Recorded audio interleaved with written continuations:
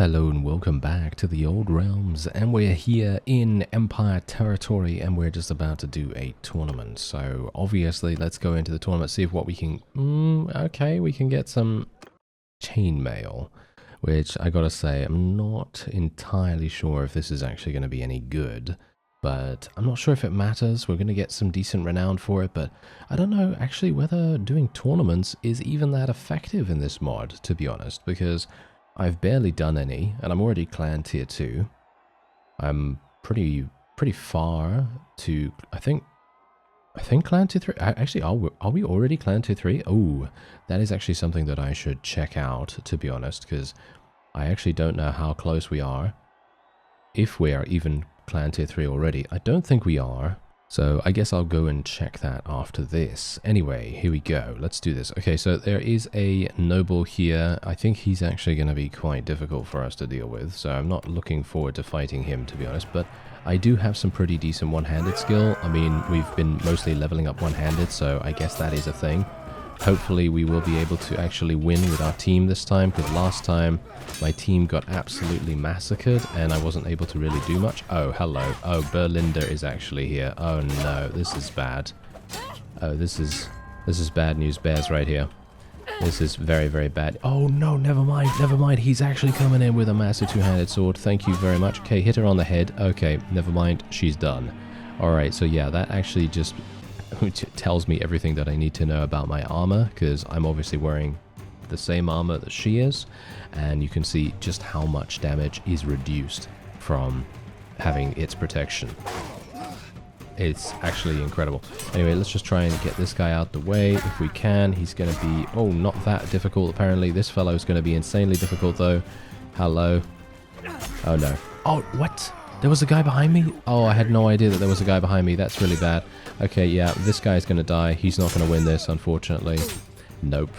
No, I had no idea there was a fellow behind me. I thought this guy was the only one alive, and unfortunately we are now, well, disqualified. Let's see who wins. It's going to be Voland, isn't it? Yeah, that's what I thought. I'm actually going to take a look at his stats, because for me personally, he was utterly insane. I think he has some really, really good gear as well, and from what I can tell, you actually do take your own gear into the fight. This is the fellow, right? Yeah, this is the fellow. As you can see, yes, no wonder he's absolutely insane. He's got 300 in almost every single weapon skill.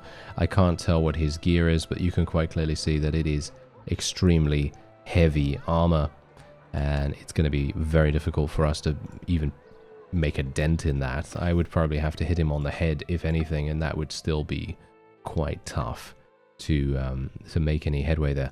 Anyway, what we're going to do is we're going to try to attack some Chaos Warriors here. Obviously, we do want to test out Shadow Blood a little bit more, because some people have actually told me that if you aim Shadow Blood so that it kind of angles over the opponent's forces, it's supposed to rain down on them, as a result providing more damage rather than aiming it straight at the enemy.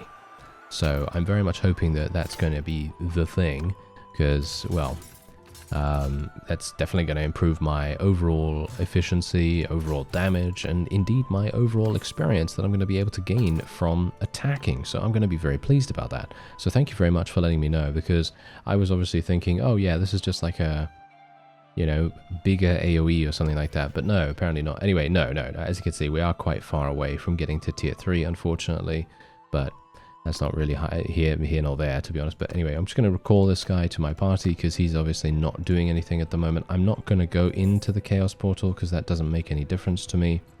I'm instead just going to... should I help this guy out, or should I just leave him... You know what? I'm just going to leave him to do his thing, because I kind of want to... Ooh, hello there. Wait a minute. We've got a random event going on. So, cabin in the woods. Oh no. Is it that? Is it this? Oh. As your party is traveling along, you come across a cabin in the woods. Approach the cabin. As you approach the cabin, you can see that it is heavily boarded up. The only door on the cabin seems to be locked tight. As you imagine... Well, no, we're not imagining the door, but we are examining the door. You see that the door is strong, and that the lock on it is weak. What will your party do? Break down the door. Well... That's pretty funny. Yeah, the door is strong and the lock on it is weak. Well, success chance. I mean, I could just knock on the door. I'm going to knock on the door. You knock, but no one answers. Okay, well, there you go. I'm going to break down the door then. Your party's strongest member attempts to break down the door. Your party bashes the door clean off its hinges. Your party gets inside the cabin and find that someone or something has stored some supplies here. Okay, so we can take 2 steel ingots. You take the 2 steel ingots and add it to your supplies before continuing on your way. And there we have it. I love these events, I gotta say. I really, really love these events. Even if they're relatively short or simple or anything like that, I don't care, because they are so fun to have some kind of interactivity as I'm just running around the map. I'm not consistently just looking for the next fight or looking for the next tournament or any of those other things that you would, you know, do as a standard progression in the game. So I actually really appreciate the work that has gone into that, to be honest. Really, really fun.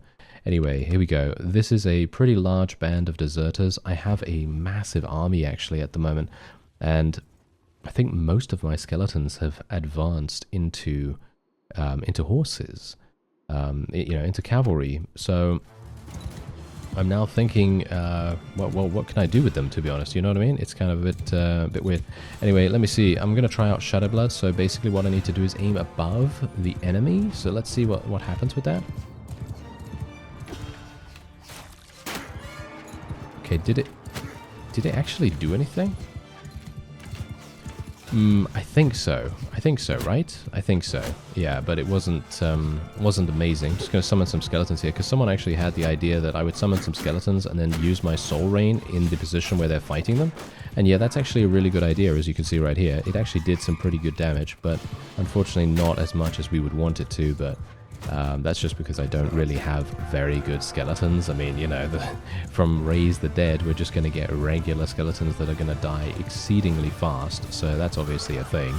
Anyway, we're just going to use Shadow Blood here. Did it actually do anything? No, it didn't, and it passed right over them, as you can see. Okay, that's interesting. Not sure why that happened. Well, now I'm kind of questioning whether that is actually how you're supposed to use it or not. Yeah, that's a bit strange. Oh well, never mind. Okay, I mean, I can't do much about it now, obviously, because we're done with this fight, but it kind of makes me think, well, is it actually that? Is that how it works? I mean, that's the thing. People have told me, yeah, you should aim above, and then, well, then I aimed above, and, well, it did do damage one time, but then the other time it didn't. So now I'm questioning what's actually the truth there. Because I don't want to, you know, I don't want to have a situation where I'm like, oh yes, I will do this, and then I waste 8 winds of magic for nothing, you know what I mean?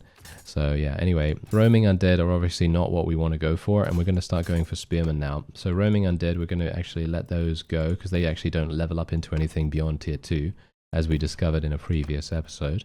And otherwise, apart from that, we're actually looking pretty fun, because look at these guys. These are literal tier 7s.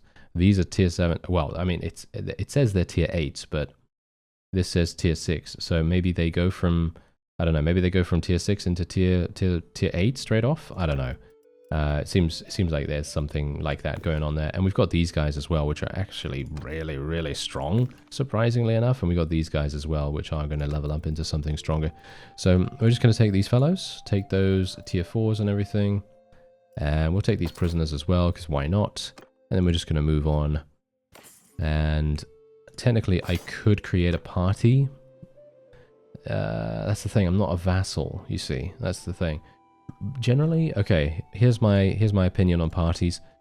If you want to create a party, I'd highly recommend doing that if you are a vassal of a faction. If you're a vassal of a faction, then you're going to be able to take that party, you know, one of your own companions, and you're going to be able to make an army out of them. You know, you're going to be able to bring that party into your army, and then you're going to be a lot more effective in general. However, obviously that is going to come along with the caveat that you're going to have to spend more cash to supply them with wages and so on and so forth. I did not really want that person to come along with us. Yeah, did not want this guy to come and help me, but he apparently really, really badly wanted to get in on this. So yeah, that's actually a bit sad. But anyway, we got to 100. Now, as you can see, we can take a librarian. This is obviously what I wanted to do. So we gain double experience from reading books. I'm going to be reading the scroll after this, which will hopefully give me a huge boost in spellcraft. And then what I'll do is I'll take storyteller. And that's going to be, I think that's going to be absolutely incredible. I mean, literally 1,000 experience in a random skill per day. I think that's going to be extremely powerful. And speaking of powerful, look at that. There's actually one called powerful there. Plus 4% damage with melee weapons. I think that seems pretty cool. So we'll go for that. There we have it. All right. I'm kind of intrigued about the gunpowder specialization as well as the faith. I think I would love to be able to play 2 characters that specialize in these things as well. I guess we'll maybe get to that in the future sometime, but yeah, at the moment, obviously, we're going to just focus on this. We're going to see how it goes. I would like to be able to potentially join the vampire faction and maybe help them out in some vassal battles and maybe even besieging some things. I am going to need 50 engineering as far as I'm aware. I think I need 50 engineering to be able to acquire the engineering quest. And the engineering quest in question is a thing where, as far as I'm aware, the master engineer gives you a task to go and eliminate a party or something like that. And then once you eliminate that party, you then have the ability to, I think, equip or hire cannons and various other things that you can get in your army. So you can use those cannons and deploy them very similarly to how you would deploy a spell. And yeah, that can be extremely powerful, of course. You're going to need some people that will man those cannons, of course. You're going to need some, well, cannoneers, I suppose, to be able to do that. Maybe you can recruit them straight away from the guy. I'm actually not entirely sure. It's been over a year since I played last. But I do know that you need 50 engineering to make that work. And we are having a bit of a longer load screen here, so I'll see you in a minute. And it did indeed take just a minute, which is pretty nice. That's not too bad. I can only hope that the enemy, well, not the enemy, that our allies actually don't decide to just charge in.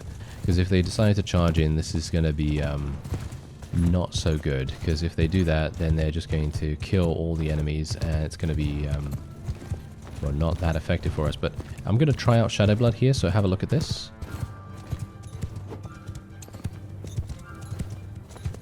Yeah, no, I'm sorry.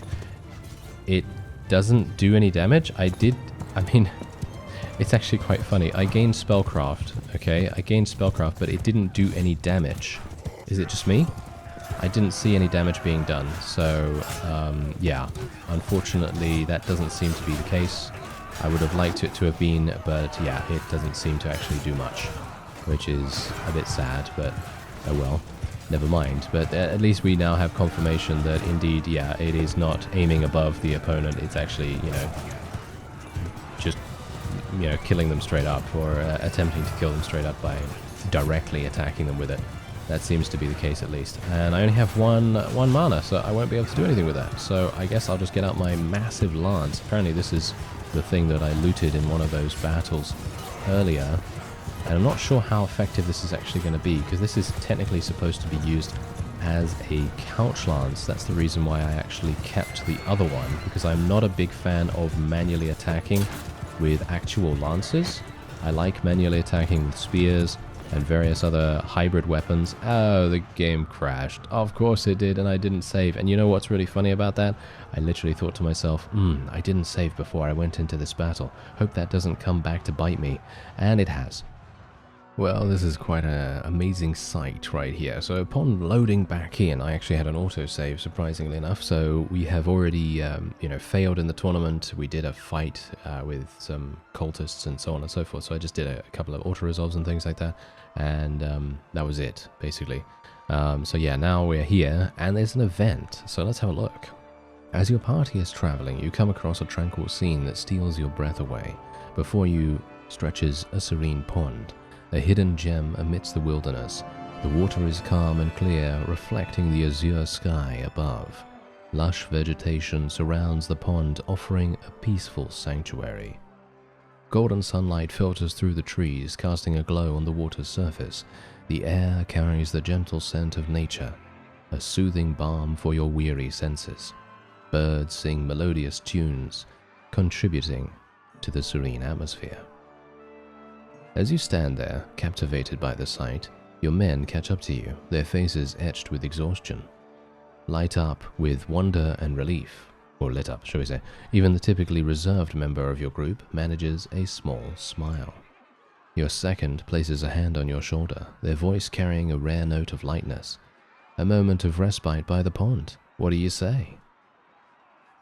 Well, we have your party do. Alright, well, I think this is actually pretty good. We don't even need to rest, actually. We're gonna do some fishing. You have your men go fishing. Your men catch some fish. There we go. There we are. We actually got 3 fish. But this is the point. These kinds of events, they don't have to really do anything for me. You know, that's the funny thing. They don't have to do anything for me, but it's just so incredibly nice to have something different to experience.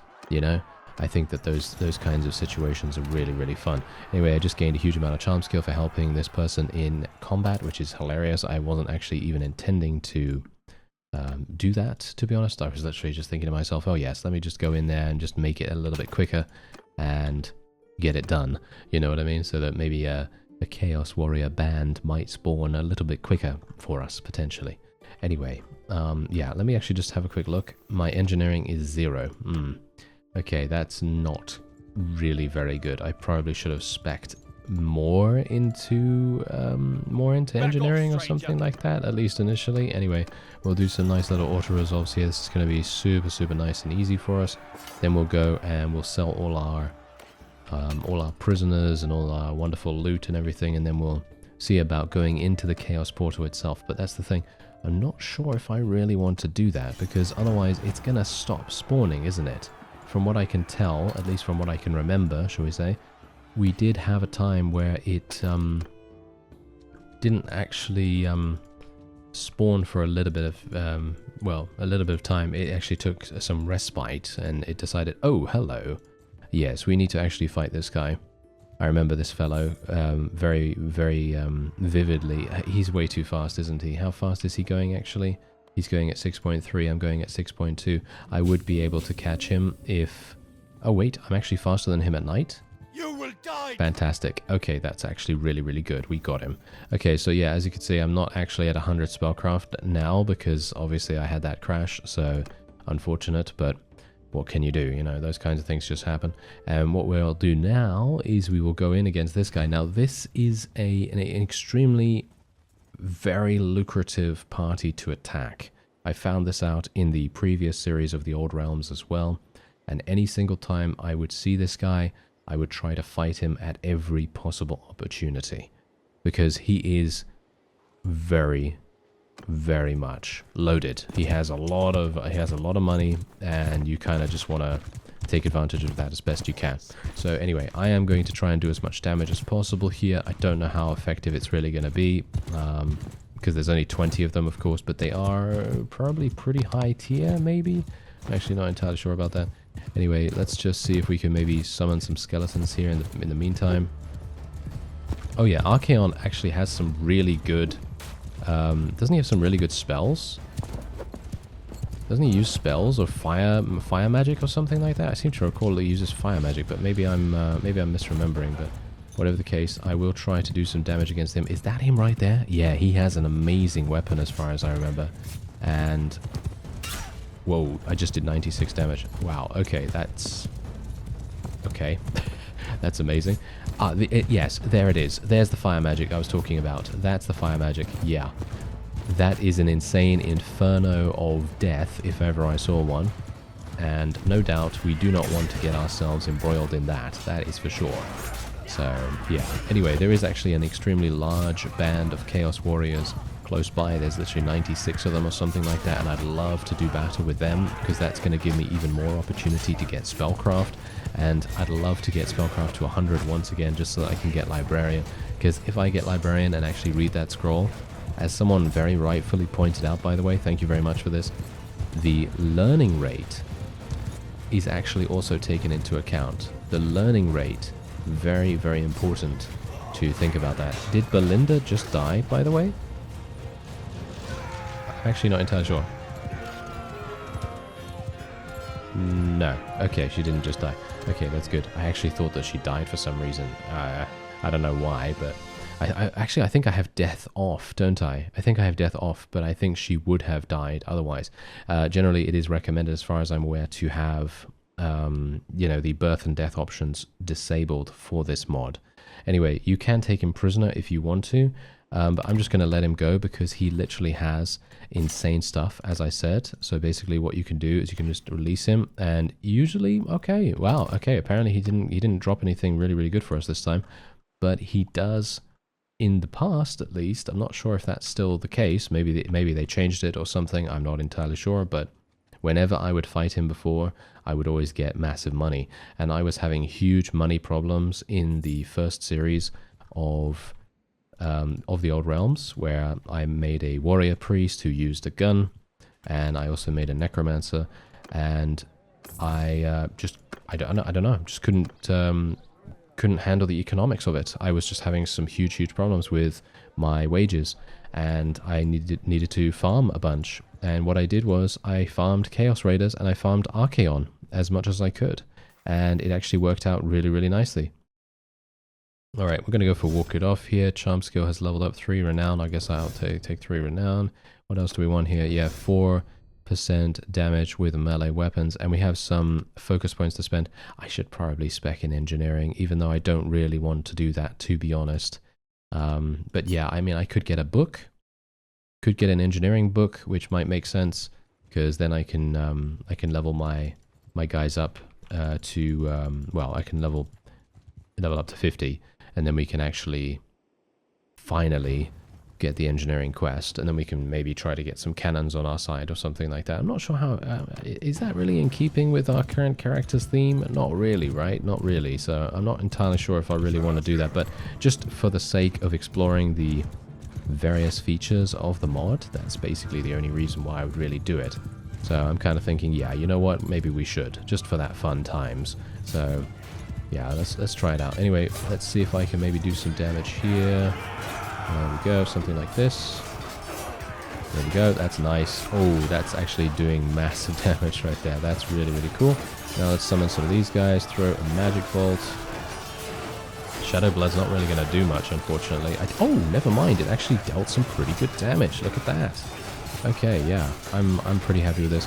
I have 17 Winds of Magic remaining, so that means I could still use my Bombardment spell, but I don't think that's really going to do much. Because it's done. You know, the fight is basically done now. Don't think that's really going to result in anything. I don't see anyone that I can really fight, so I guess what I'll do is I'll just switch to my lance and try to do some damage with that. There is a fellow over here that we could potentially attack. Nice. Oh, that hurt. Wow, that hurt that fellow's pride. He's dead though, so he probably isn't going to care too much, but yes, that was actually pretty cool. Usually I'm not going to be doing very well with an actual lance, you know what I mean? Like, as I said before, I'm much better when it comes to using a spear, because it's a lot more, well, shall we say, easier to handle. It's easier to handle just because it has better handling. It's slightly lighter, as far as I remember. It's just generally easier. But a lance is heavier, it's slower. But we got 16 renown. Look at that. We got 16 renown. If I can continue fighting like this, we are going to have some really, really good times ahead of us. Whoa, 64 prisoners. Wow. Okay. I kind of think that maybe I should spec into some roguery as well, because I'm literally thinking to myself now, I'm wasting all these prisoners basically, aren't I? I feel like I should really do that. Oh, that's really sad actually, that I haven't been able to really take advantage of it, but well, never mind. Anyway, I do have 100 in spellcraft. Yeah, I actually gained a huge amount of spellcraft from all those kills, so I'm really, really pleased about that. There we go. We finally got librarian. Let's also get relief force from our writing skill right there, and I'm just going to save because obviously, you know, never know what's going to happen. And we should probably go into our inventory now. How do I read books again, by the way? How do I actually do that? Is it this button down here? Yeah, there we go. Read scroll. There we are. We've selected that for reading. Okay, fantastic. So that is going to read over time. I'm not sure whether I need to wait in the town or whether I can just read it on the run. But I think I can. I think I probably need to wait in the town for that to happen. So, does it actually tell me the percentage? It doesn't tell me the percentage, or does it? Yeah, no, it does. As you can see right there. We're reading it super, super fast. And as you can see, my spellcraft is going up dramatically. I'm not going to get to 125, am I? Oh, I got to 120. Oh, I'm so sad. I am so sad right now. I would have loved to have been able to get to 125 just from reading that one thing. But we did get to 120, so I suppose that's pretty good. And I guess what I can do is I can actually give this to Belinda as well. And maybe she can read it? It seems there is nothing more to gain from studying. Oh, okay. So... Can I not give can I not give scrolls to my companions? I don't. Okay, apparently I can't. Okay, well that's good to know, I guess. Anyway, let's go in here. I know this is a, well, it's basically a bright wizard, I suppose, or something along those lines. But basically, I know that we're not going into a vampire here, but I'm just going to see what kind of scrolls he sells, because it may be different. I don't think it is, but we also want to take a look and see whether we can maybe get some more spellcraft from something. It's going to get scouting, crossbow. Whoa, that's absolutely insane, this one. Really, really good. Look, there's engineering skill. That also gives you trade skill too. You got some two-handed. You got smithing. What else do you have here? Gunpowder. Loads giving gunpowder. There's more leadership. More leadership. Pole arms. Yeah, no, we've already done that one. What about this one? This gives 2,000. Okay, yeah, this gives... okay, that gives 2,000 spellcraft, which we could potentially go for. This gives 5,000. Okay, I'll probably take this. Which one is this? The training of the alchemist. This one, right? Yeah, there we go. And this gives charm skill. I don't need that. Not right now, at least. And... Nature's Guardians. Oh, spellcraft. More spellcraft. Yes. Okay, Nature's Guardians. Give me that. Thank you very much. And what else can we get? Wow, there are a lot of books that actually provide you with spellcraft, which I very much appreciate. Because that's exactly what we need. I mean, there's a bunch that give you gunpowder as well. So if you want to play... oh, wow. Okay, there's another one here. Yes, give me that. Okay, I'm spending a huge amount of money at this guy, so I'm actually going to sell all of my armor here. And we're still paying an insane amount. But, well, there you go. We're still paying 29,000, which is still fine. I mean, this is good, you know. This is really, really good. So, let's see. So, this is really quite fantastic. So, now I'm going to get to, well...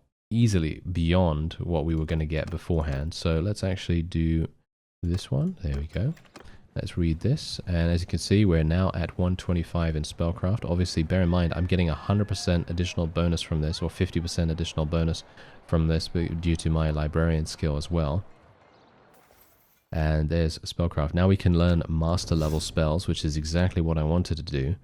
And we, yeah, as you can see, yes, I'm gaining double experience from reading books, which is absolutely insane. So that is super, super nice. What is this, though? For every magical item in your equipment slot, you gain +5 extra winds of magic at the start of each battle. And you also gain +20% winds of magic regeneration while waiting in a town. Otherwise, apart from that, your winds of magic is set to 25 if you have less than that at the beginning of the battle, and a +10% persuasion chance during speech checks. Yeah, these are all really, really cool. Okay, yeah, so I technically could continue reading things. I mean, I think, didn't I read this? Did I read all of that? I'm actually not entirely sure. Now I can't see what actually happened. I think I have read all of it, haven't I? So let's read this instead. There we go. And we'll just start reading that. It reads it actually really, really quickly, which I appreciate, because there's nothing worse for me than having to stay in a town reading a book, and it progresses by 3% every day, and you've got to stay there for like well over 2 weeks or something like that for it to actually be read. So I very much appreciate the fact that they've made it super, super quick for it to be, you know, progressed. And I'm going to get to 150. Do you think I can get to 150? I might be able to. Yeah, no, almost. Okay, we're at 148, but that was amazing. That's some power leveling right there. So I'm very, very happy about that. And we now have an additional focus point to spend. So I'm going to put that in engineering, I guess. Should I put it in engineering? I guess so. Or roguery? Let's put it in roguery, I suppose. Oh, I'm being an absolute idiot with my skill points, to be honest. But oh well, if it happens, it happens. You know, where if I make a mistake, then that's just how it's going to have to be.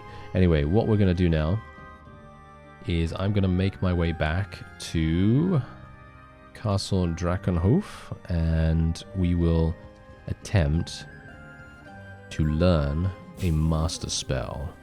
That is what I'm going to be looking for. And you know what it's going to be, right? You know what I'm going to try for. I am going to try for the skull death thing. You know, that really, really cool one that I was looking at beforehand. I really want to get that. So if we can make that happen, we are going to be extremely pleased with it. I'm just going to do a couple of auto resolves on the way back as well, because obviously, let's face it, this is going to be exceptional for us. Just generally being able to get prisoners and a bunch of loot on the way back for free, basically. Yeah, give me that. We have another random event on our hands. Your journey through the untamed wilderness brings you to the edge of a dense forest. Emerging from the trees, you come upon a sight both magnificent and mysterious. A towering citadel that seems to defy the laws of nature itself. As you approach the base of the citadel, your eyes trace the intricate carvings adorning its walls, each telling a story of ages past. Towering spires crowned by swirling winds of magic reach towards the heavens, a display of both power and elegance. It is a castle unlike any other, held aloft by a magical artifice, long forgotten by most, coveted by emperors and kings across the lands. The flying fortress is a wonder to behold, a monument to a wizard's dreams given solid form. What path shall you tread? Well, we're going to investigate the citadel, of course. Curiosity compels you to draw nearer, your steps echoing in the presence of the towering citadel. Before you can approach, an extraordinary spectacle unfolds before your very eyes. The citadel's architecture stirs to life, responding to an enigmatic force that seems to emanate from within. Stone walls fold upon stone walls. The grandeur of the citadel diminishes with each graceful fold, its imposing structure transforming into a fraction of its previous size. In a matter of moments, what was once a monumental fortress is now reduced to a mere semblance of itself, a sight that leaves you spellbound. As you reach the spot where the citadel once stood, there remains only an empty space, as if the very earth had swallowed it whole. A mixture of awe and bewilderment fills your heart, urging you to fathom the mysteries of the magical phenomenon at play. Alright, this is actually a spellcraft check, which is hilarious because obviously we are a spellcraft person, so use our knowledge to detect what's unique about the fortress. Let's try it. Yes, we actually succeeded as well. Very nice. Drawing upon your knowledge of magic, you attempt to decipher what is truly going on. Realization then dawns upon you. The legends of Fosric, the enigmatic wizard architect, resonate with what you've witnessed. The citadel you've encountered, now vanished, aligns perfectly with the tales of Fosric's awe-inspiring floating fortresses. These grand constructs can fold themselves into compact forms, defying logic as they transformed into objects as small as a chest, or expand into towering citadels at will. Your insight pierces through the mystique, revealing the workings of Fosric's artistry. With newfound understanding, you step forward, your knowledge of the citadel's nature illuminating your path in the wilderness. We will trample your... And, well, now I'm fighting some beastmen, which is hilarious, but there you go. Another absolutely wonderful example of exactly the reason why this mod is really, really fun. Because, as I say, I'm just randomly running around here fighting as many people as I can along the way over to Drakenhof Castle, and you know, just having that random event pop up is absolutely incredible. I love that. That is so fun. Anyway, we're just doing some random auto resolves here, obviously, and I would love to be able to go into a battle after this with my new spell in tow. So I'm very much looking forward to that. I actually realized that I had to sell a huge amount of my food, because I don't know whether you realized, but beforehand, when I was fighting those Chaos Warriors and various other people in that area, they actually dropped a huge amount of food. Meat, more specifically. Anyway. A sickly green glow comes over the horizon. Morslebe, the dark moon, is rising. Its mocking presence fills the sky, growing brighter as it bathes the world in its foul, tainted light. All across the land, dark magic begins to pool in places no sane man would dare to tread, causing the winds of magic to become erratic. The worshippers of darkness will seize upon this night to advance their twisted schemes and agendas. Beastmen gather howling and chanting. Cultists undertake all manner of blasphemous ceremonies, and demons start to walk the material plane, stalking for prey.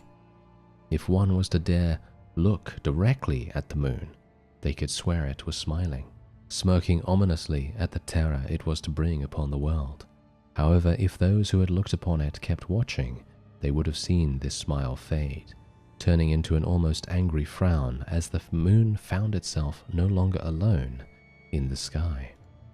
The twin-tailed comet burned bright across the heavens, almost as if to challenge Morslebe, casting its own light upon the dark moon as their paths crossed in the sky. The comet seemed to dampen the effect of Morslebe's chaotic glow. As the night wore on, both of the celestial bodies would find their way over the horizon, and the next day would begin. Herdstones have been repopulated, and chaos portals have reopened. Alright, so in other words, I should have attacked that chaos portal back there, shouldn't I? Yeah, that would have been pretty cool. Oh well, never mind. But that's a nice thing to know about, at least. Anyway, we've got some tools here. I guess I'll take those. Put some iron ore in here in the meantime. And yeah, basically what we can also do is sell all our prisoners. There's actually a vampire available here as well. But what I want to do is I want to speak to the Dark Magister, of course, because we want to purchase or learn a master level spell from him. So let's see, what did I want to get? I wanted to get Screaming Skull. Yes, this is it. Conjure a Screaming Skull dripping with acid that moves forward, damaging everything in its path. This is literally the only thing that I would really want. With the exception of Wind of Death, I think Wind of Death is absolutely fantastic as well. Invoke the spirits of the dead, consume the souls of the living, applies high damage while moving along its path. This has a 27 mana cost in comparison to this, which has a 33 mana cost. I'm actually wondering what's the difference. I don't know. Now I'm kind of... I don't know. Should I just learn both? I'm just going to learn both. Alright, I'm just going to learn both because I think that's super fun. Alright, so that's what we're going to do. I could go for this as well, raise 4 Grave Guards, or we could... What's this? Gravecore? 15 Skeletal Champions. Yes, I will do that. That sounds fun. Alright, so here we go. This is going to be the battle where I'll try out my new ability. As you can see right here, this is the range of it, I guess. And what's the other thing? Where's my other one? There it is. There's Screaming Skull. Okay, so I'm going to try it out. I'm basically just going to try it out myself. I'm not going to move my forces forward or anything like that. And we're just going to see how this goes. So if these guys want to attack me, can they actually follow me? Oh, they're not doing that. Alright, well, whatever the... Oh, no, actually some of them are. Okay, some of them are. Let me just see what I can do here. This is going to be a bit of a pain, isn't it? Okay, what about this then?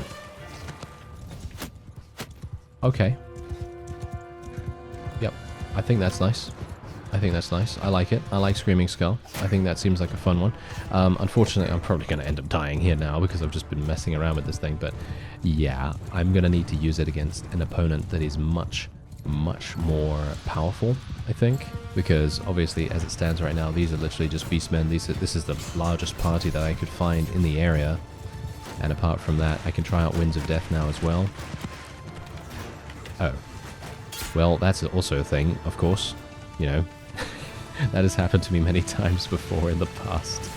Don't get me started. Don't get me started. Although, it did do some massive damage, and it got me to 153 in Spellcraft, so I'm actually pretty happy with that. And we did actually gain 6.8 Renown as a result too, so pretty happy there.